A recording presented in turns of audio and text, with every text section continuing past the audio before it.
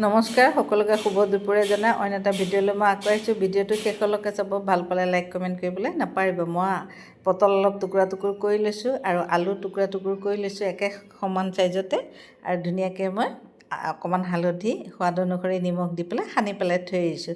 আৰু অইন চাইজে মিক্সি বাতিত অকণমান পোস্ত লৈ পেলাই মই ধুনীয়াকৈ আগতে গুড়া কৰি লৈছোঁ পোস্তখিনি, তাৰপিছত জলকীয়া দি পেলাই ধুনীয়া অকণমান পানী দি ধুনীয়া এটা বেটাৰ তৈয়াৰ কৰি লৈছোঁ। আৰু অইন চাইডে কেৰাহীত তেল গৰম হওঁতে মই দাইলৰ বড়ি ধুনীয়াকৈ ভাজি লৈছোঁ, আৰু সেইখিনি তেলতে মানে দাইলৰ বড়িখিনি নমাই ল'লোঁ। তাৰপিছত সেইখিনি তেলতে পটলখিনিও ধুনীয়াকৈ ৰঙচুৱাকৈ ভাজি লৈছোঁ, আৰু পটলখিনি তেলৰ পৰা নমাই এখন থাললৈ থৈছোঁ। আকৌ সেইখিনি তেলতে আলু যে টুকুৰা টুকুৰ কৰি ৰাখিছিলোঁ সেইখিনিও ভাজি লৈছোঁ। একেবাৰে সহজ ৰেচিপি, যিহেতু নিৰামিষ বৃহস্পতিবাৰ, একেবাৰে সহজ। এবাৰ এনেকৈ খাই চাবচোন, খাবলৈ কিন্তু খুব ধুনীয়া হয়। আৰু মই আলু মানে কেৰাহীত দি পেলাই অইন চাইডে অকণমান হালধি, জিৰা গুড়া, ধনিয়া গুড়া আৰু কাশ্মীৰী জলকীয়া গুড়া দি পেলাই ধুনীয়াকৈ মানে বাতি এটাত পানী অকণমান দি অলপ ঘোল এটা বনাই লৈছোঁ। আৰু সেইপিনে অইন চাইডে মোৰ আলুখিনিও হৈ গ'ল। আলুখিনিও ৰঙচুৱাকৈ ভজাৰ পিছত মই নমাই পেলাই ৰাখি আহিছোঁ। আৰু যিখিনি কেৰাহীত তেল থাকিলে সেইখিনিতে মই গোটা জিৰা কেইটামান দিছোঁ আৰু কালজিৰা কেইটামান দি ফোৰণ দিছোঁ। আৰু মই যে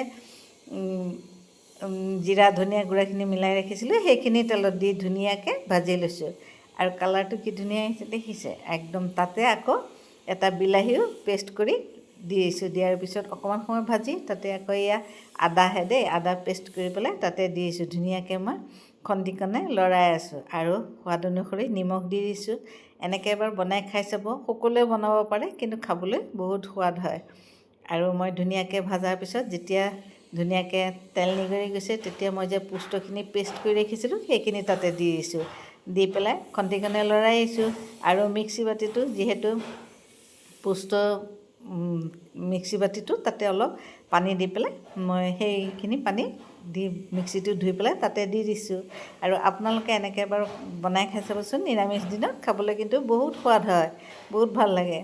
আৰু মই যেতিয়া মছলাখিনি ধুনীয়াকৈ ভজা হৈ গৈছে তেতিয়া মই তাতে আলু আৰু পটল যে ভাজি ৰাখিছিলোঁ সেইখিনি দি দিছোঁ। সেইখিনি দিয়াৰ পিছত ধুনীয়াকৈ মই ভাজি আছোঁ। যেতিয়া দেখিছোঁ মোৰ ধুনীয়াকৈ ভজা হৈ গৈছে মছলাৰ লগত, তেতিয়া মই অলপ পানী দিছোঁ। পানী দি তাতে আকৌ মই ভাজি ৰাখিছিলোঁ যে দাইলৰ বড়িখিনি সেইখিনি দি দিছোঁ। সেইখিনি দি এখন ঢাকনিৰে ধুনীয়াকৈ ঢাকি দিছোঁ।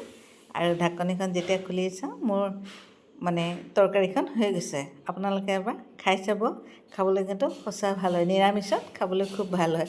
দাইলৰ বড়ি দিলে খাবলৈ বহুত টেষ্টি হয়। আৰু তাতে অকণমান গৰম মছলাও দি দিছোঁ। আৰু ইমান সোৱাদ হৈছে, আপোনালোকে নাখালে গম নাপাব। এবাৰ খাই চাব এনেকৈ।